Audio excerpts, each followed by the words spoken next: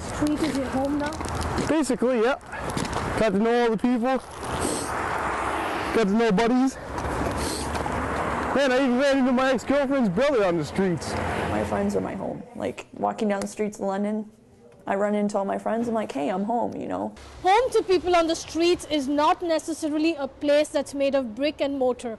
It's in these very alleys where they find love and acceptance. As many as 2,000 people are classified as homeless in London. There are about 600 crash bed facilities available in the city. Many of the homeless have to therefore couch surf during the night time. But during the day, they're out and about on the streets of London. Basically walking around all day, freezing. In the wintertime, summertime, it's awesome. Just sit at a big park, do your thing. A few years ago, when cops busted John Riley for selling weed in his home in Godrich, life went on a downhill, and he soon found himself on the streets of London.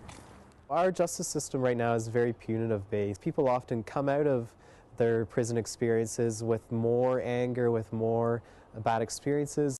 I hate cops, they hate me. It's equal. Do you get angry easily, John? Yep. And what do you do? Bang people's head off the wall. I've witnessed some pretty crazy things that people would say, don't you feel unsafe? Like, I've witnessed people get stabbed in front of me. I've witnessed people doing shooting drugs in front of me, like on the streets. And I'm like, and it doesn't bother me. Life on the streets may be rough, but to Melissa, it was a safer place because she was escaping day-to-day physical and emotional abuse. My mom got remarried, and the beginning of that was just torturous because he was an alcoholic. So he'd come home drunk and throw shit around the house. A little later in her life, Melissa's mom started physically abusing her.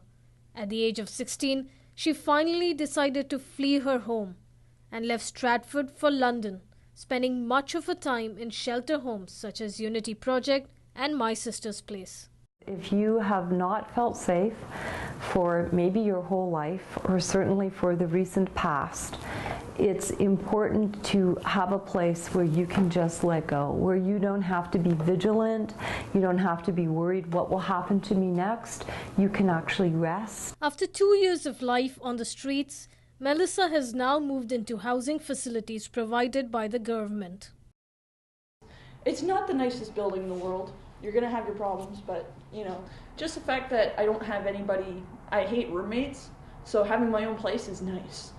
Central Library is my second home because I just feel like I can belong there and be by myself if I want to.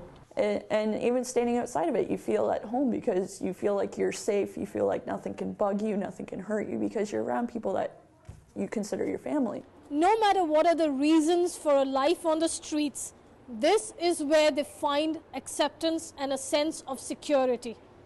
This is where their heart is, and this is a place they call home.